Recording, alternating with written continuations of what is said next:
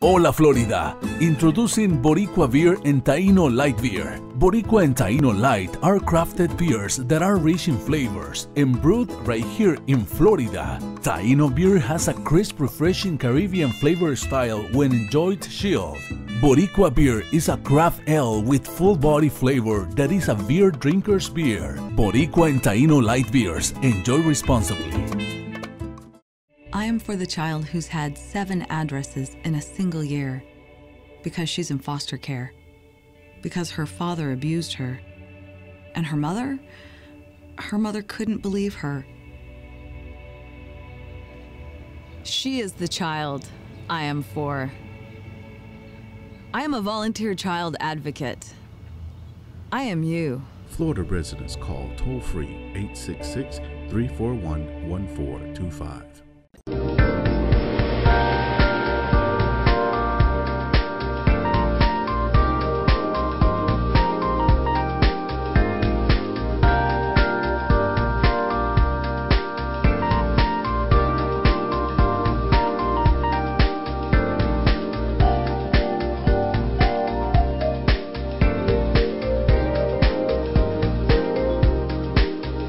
Good evening. Welcome to another edition of EduTV. I'm your host, Greg Perkins, and I'm here with Carlos Guillermo Smith. Carlos, what's good up, to Greg? see you. Thank you for having me. Appreciate it. Carlos is a state representative here in the Orlando area, and he's always doing a lot of great things for education. So we're going to talk a little bit about House Bill 76-9. Still a lot of controversy around that. Oh, it's a dirty word around here. Well, yeah, but I always like to know what's going on.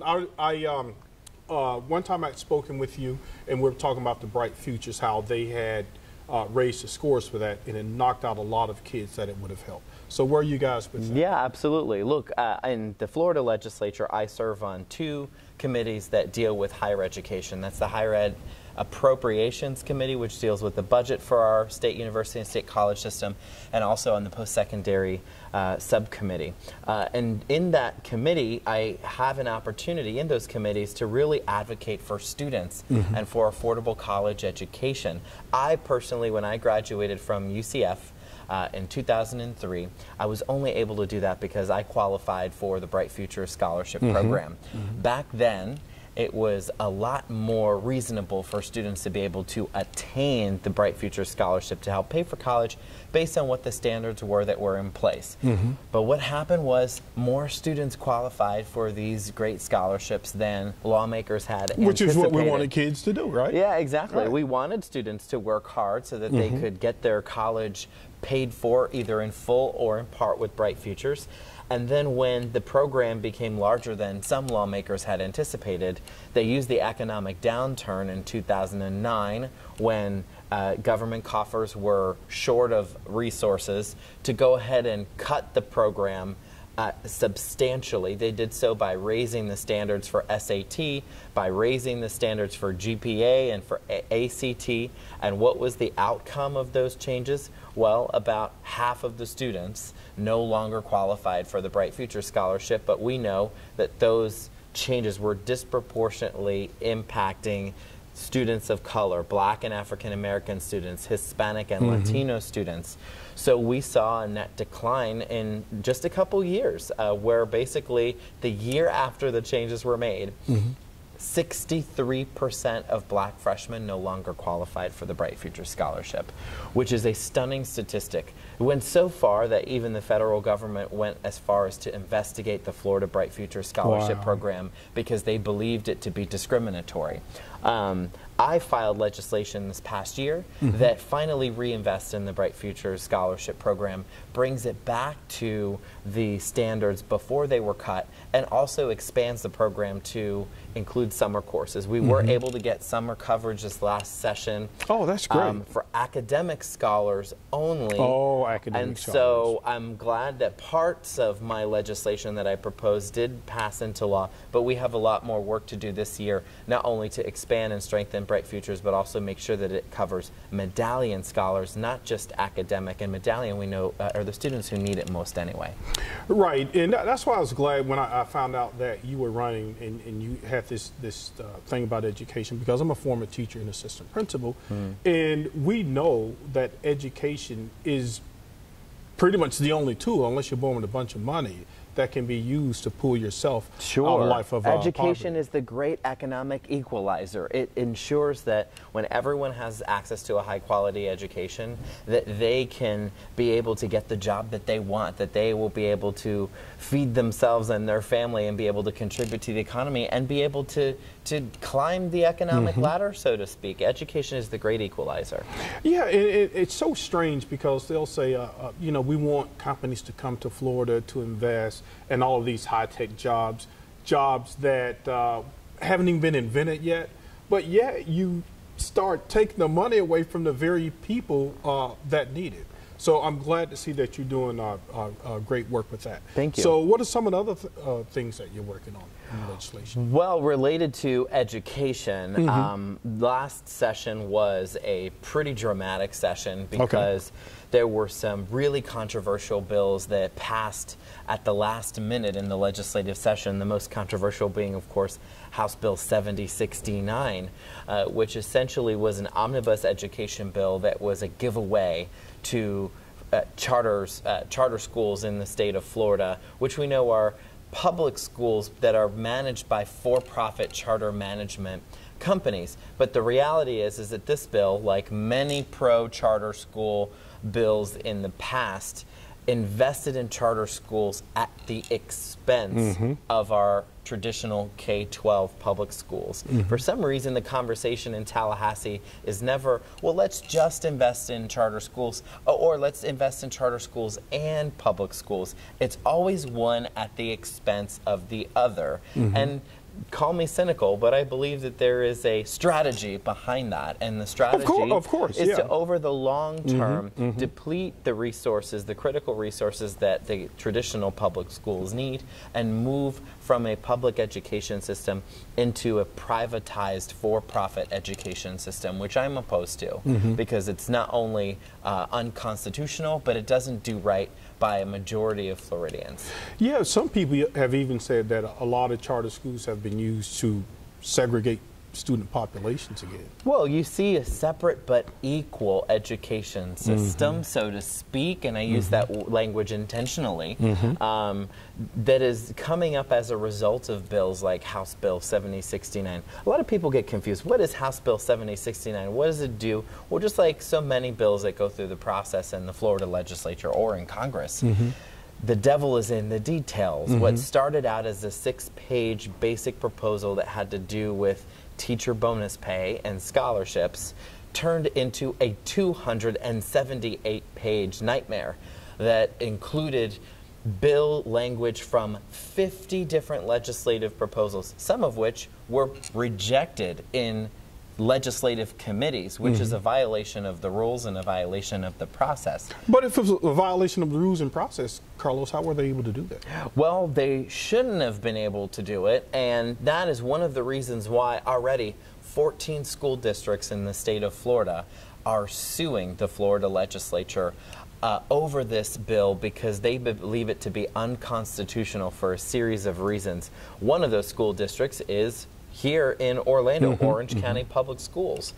And here's why. What the bill does is it essentially forces local school districts to share with charter schools very critical funding for the building of school buildings, construction, for capital maintenance. repair, for construction, for maintenance. These are critical resources that our public schools desperately need. I'll take Orange County Public Schools for example. You know, we have a 1.5 discretionary millage tax here locally that is meant and dedicated for Orange County Public Schools to use for maintenance and school construction. Now they have to share about $9 million of those resources with charter schools. And the reality is that right now Orange County Public Schools has about $67 million in unmet property needs and unmet maintenance needs that now are basically on the wait list. And I'm not just talking about a pretty new building that maybe some folks might say, well, do we really need this? Do we really need that? This is things like air conditioning systems that have to be replaced in our public schools, things that will maintain existing buildings that have become dilapidated and decrepit as a result of little to no maintenance and investment that has been made over many years. Right. This bill also invests and doubles down in a very controversial teacher bonus program called the Best and Brightest program, which benefits a lot of good teachers. For example, it invests in teachers that are ranked highly effective or effective. Okay, that's good. But you want to know what some of the other more controversial criteria is in there to get the Best and Brightest? I think you already know, Greg. No, I don't. I want you to tell the people, Carlos. It is that teachers are going to have their bonus determined in part by their own SAT score that they were able to get when they were applying to college, which in some cases may be 10 years ago, 15, 20, 30 and just years because ago. you have a high SAT score does not mean you're going to be a great teacher. It doesn't. But let's just even say that it was for newly hired teachers, maybe as an incentive to have higher performing newly hired teachers enter the school system. That's not what this is. This is saying that if you are a 20-year classroom teacher, a veteran in our public school system, part of your bonus is going to be determined by the SAT score that you got when you were a student 20 years ago. What does that have anything to do But what's with the your logic ability? behind that? How can something like I don't know get what passed? the logic. I have no idea what the logic is behind it. And the bill sponsors were called out on these very issues, not just last session, but the session before that and the session before that. And it's become very frustrating. I remember when I first ran for this position on the campaign trail, I got a donation from a local classroom teacher. His name is Joshua Katz, who actually donated all of his Best and Brightest teacher bonus. Oh, wow. He's an impressive protest. guy. Yeah. He donated it to candidates that he wanted to, that he knew were going to champion pushing back on this scholarship program, on this teacher bonus program. And he wanted to donate all that bonus money to those candidates in protest to try to get more folks who were going to advocate for more effective teacher merit pay and teacher bonus programs in our state. Yeah, I mean, the only thing, I'm all for teachers making more money and getting higher pay, but I just don't understand some of the logic behind why these people push what they push and do what they do. It would just seem to me they would make it more equitable for some of those veteran teachers. Well, call me cynical again, but many of the lawmakers behind these pro-charter school bills and pro-charter school laws are themselves either owners of charter schools or are themselves in the pockets of some of these charter management companies. I mean, this is all you have to do is Google it to find it out. Yeah, who these but lawmakers Carlos, are. maybe the Democrats, maybe you guys need to become a little more savvier in terms of pointing these people out, because the average person is not going to know that. Well, I just did. Well, you did. Yeah. I just did.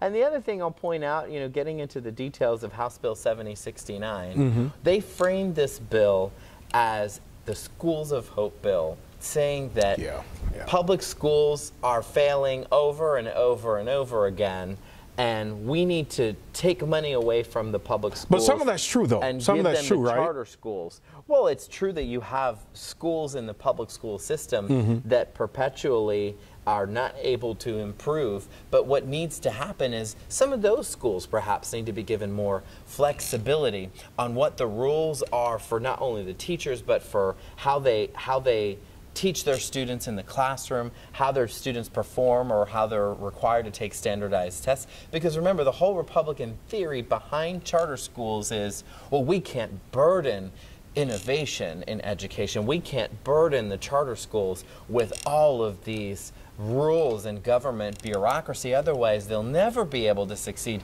We need free market enterprise in education. Now, I don't subscribe to this, but what they're essentially— You're not becoming a Republican, are you? Because you sound just like but one that's of them. the argument that they're making is we can't require the charter schools to follow any rules or any benchmarks or any standards, because then they won't be free to innovate. But then in the same breath, they're saying, oh, but by the way, we have some failing K through 12 traditional public schools, and they must meet all these benchmarks, and they must follow all of this red tape. Carlos, you are on the roll. Hey, folks, we'll be right back on the other side with the, we'll finish talking about House Bill 7069 and some other things that are coming down the pipeline. We'll be right back.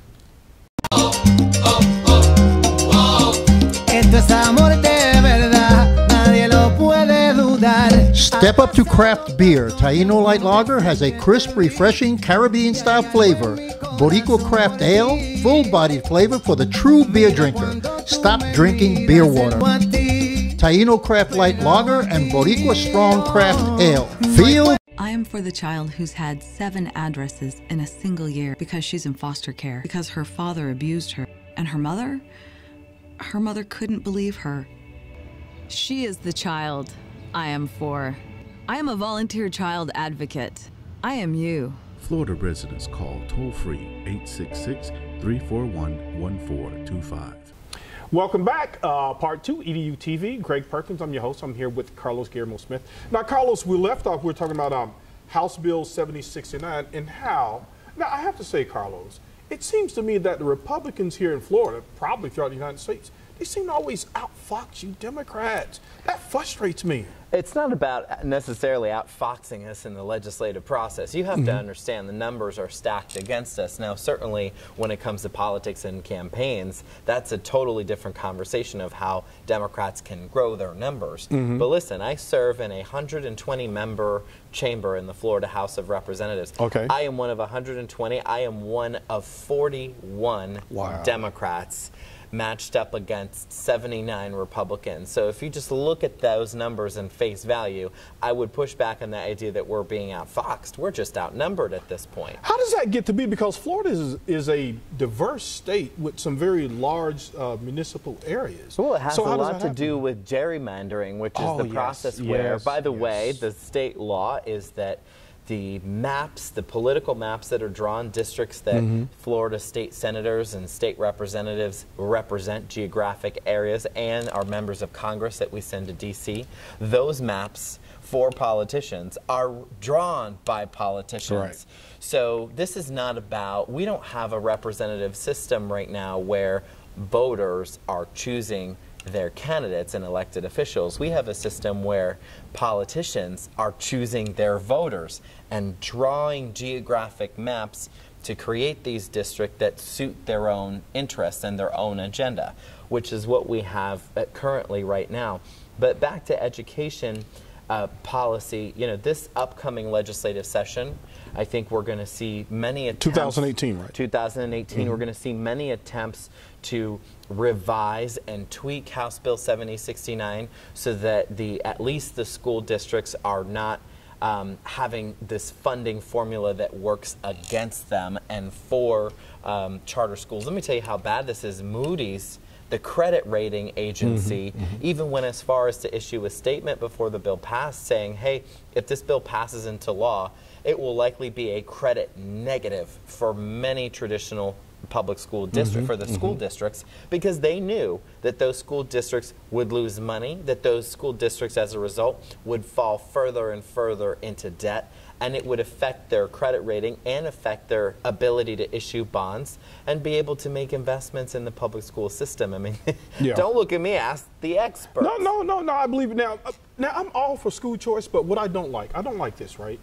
Like you were talking about earlier, there are some people who have a financial interest in these schools, right? They're not doing any better than the public schools. I don't think those schools should be allowed to operate. I really don't.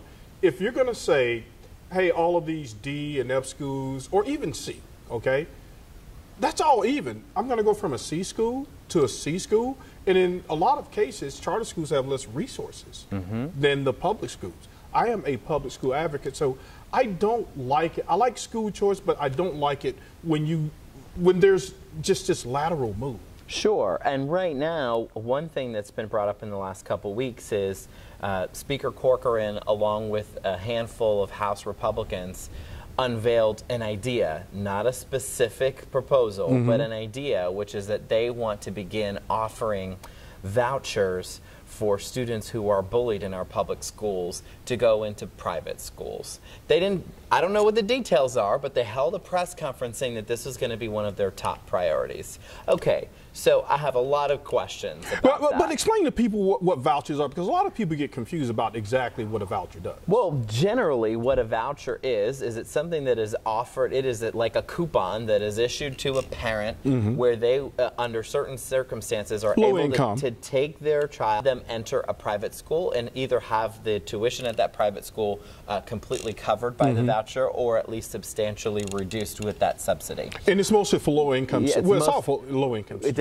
It depends on the program, but which is the anti-bullying so-called legislation. One of my first questions is, okay, well, if parents are going to be issued a voucher because their child is bullied to go to a private school, do we know that the private school that they're entering has any anti-bullying standards or policies that are going to ensure that they're not bullied? And let's be fair and clear about who we're talking about based on the statistics and the numbers. Sure. Number one thing that a child is bullied for based on statistics is their physical appearance. Right. A very close runner-up, their sexual orientation. Do they identify as lesbian, gay, or bisexual? Right. Very close third runner-up, they're bullied based on their gender identity. So we're talking about transgender youth. Now this Florida legislature has been very hostile towards LGBTQ adults and LGBTQ youth. So that is my next question. Are we suddenly going to ensure that LGBTQ bullied youth is going to be going into a private school that is going to protect them specifically? Many of these private schools are faith-based schools, which isn't to immediately imply that they're going to be hostile to LGBTQ youth, but let's just be real. Some of these faith-based schools denounce homosexuality. They denounce gender identity as chosen lifestyles, which they are not. And they perpetuate a system where these kids are targeted and bullied, where many of the adults and faculty members themselves are bullies. So I definitely have a lot of questions about what that proposal would entail. No, and that's good. And I know that you will ask him again. I just question the logic. Like, what does this have to do with academics? Instead of the charter schools appearing to help all kids in all equity, it just seems like they're just a bunch of hidden agendas. Now, I am going to push back a little bit. I do, and I hope that a lot of the superintendents, Carlos, are working with people like yourself, because for the longest, to me, it just seems like a lot of the public school superintendents and a lot of the leadership, they just kind of took whatever the legislation handed out to them and they wouldn't fight back. So are they working with you guys? Are they listening? They absolutely are, and this is again why I need to applaud school districts like Orange County Public Schools who immediately responded by suing the Florida legislature over a very clearly unconstitutional measure. I think that that is part of fighting back and pushing back and saying that this won't be tolerated.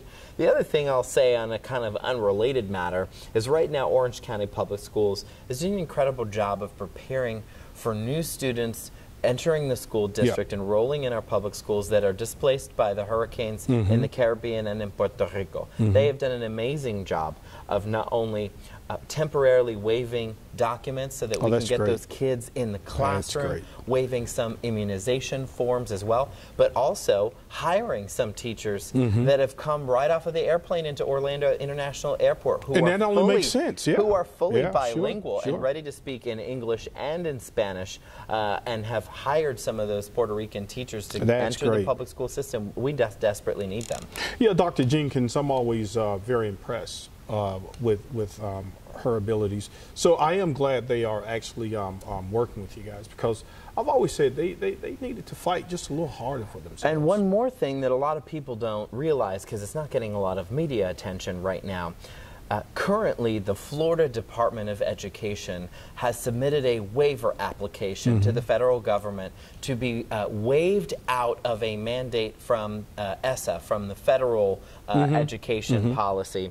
And now, what does that mean in layman's terms? What they're asking for, what the state of Florida is asking the federal government, is to not be required to allow flexibility for students to take standardized tests in their native language. we see this flexibility as a good thing. We have a very diverse population of students. We have many Spanish-speaking students, Portuguese-speaking students, Creole-speaking students in our public schools in Florida, and it is more accurate and effective within certain parameters to test those students not on their proficiency in the language, but on their education and what they've been able to learn while they've been in the school district. It's hard to do that when you're forcing the child to take those standardized tests in English, even if just on the front end. I'm not saying forever, but we have to give some flexibility, and the federal government has offered that, and the state of Florida is saying, we don't want that flexibility. Oh, the state of Florida is saying they don't want that flexibility. They're saying they don't want it. They're saying that they want to continue to force students in K-12 to take standardized tests in English. Even states like Texas are taking that flexibility and allowing their students to take it in their native language. Why not Florida? And this problem is only That's pretty complex though, right? It's complex, but this problem is only going to get worse because we have more and more students who are entering our public schools from Puerto Rico. It's not true that not all of them are bilingual, but many of them are just only speak Spanish. Right. And we have to be realistic here.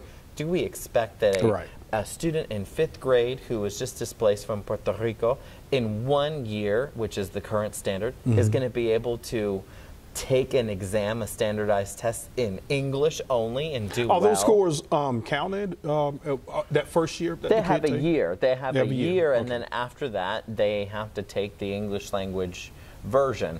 So, but how long would you advocate, though? Let's say the kid comes in 5th grade. How long would you give the kid to be acclimated? I think we have to take a look, and we have to bring all the stakeholders to the table, because the amount of time that we would ask for an older student, say a sophomore or junior in high school, is different than what we would allow for a student that is perhaps in K-5.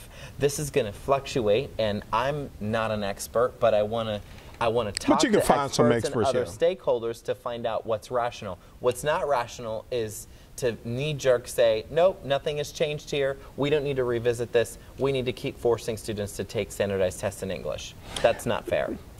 Yeah, but I guess with the kids acquiring English, because I would say this about as an African-American male, I'm really frustrated that, you know, we've been here a while, right? Carlos, every time I look at the educational stats, we're still at the bottom of the barrel. I'm like, what the heck is wrong with us? Why can't we seem to bring this stuff up? So at what point do we say, hey, look, you gotta do what's required? I get a little confused by that one. So I guess you're right. Bring in some experts and look at it. And I know that poverty has a lot to do with that. Sure. But my God, man, we gotta do better, Carlos. Well, that's what we're all fighting for. We're fighting for the benefit and well-being of our kids, because they're the future.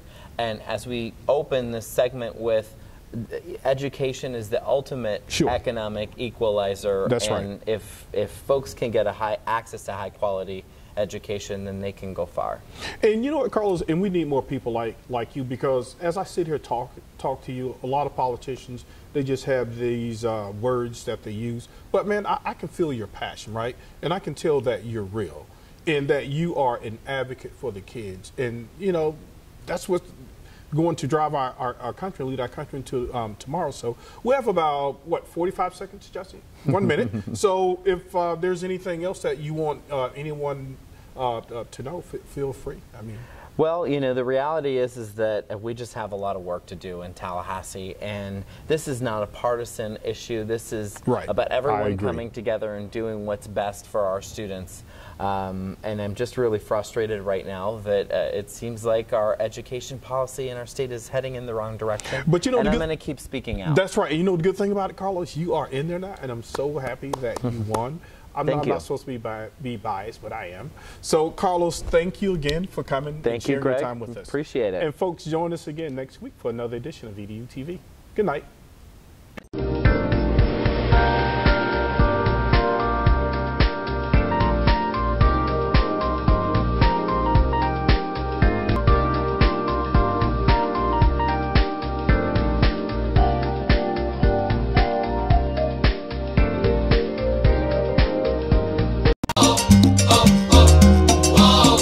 Esto es amor de verdad, nadie lo puede dudar. Step up to craft beer. Taino Light Lager has a crisp, refreshing Caribbean-style flavor. Boricua Craft Ale, full-bodied flavor for the true beer drinker. Stop drinking beer water. Taino Craft Light Lager and Boricua Strong Craft Ale. Feel Boricua and Taino Light are crafted beers that are rich in flavors and brewed right here in Florida. Taino beer, Boricua and Taino Light beers. Enjoy responsibly.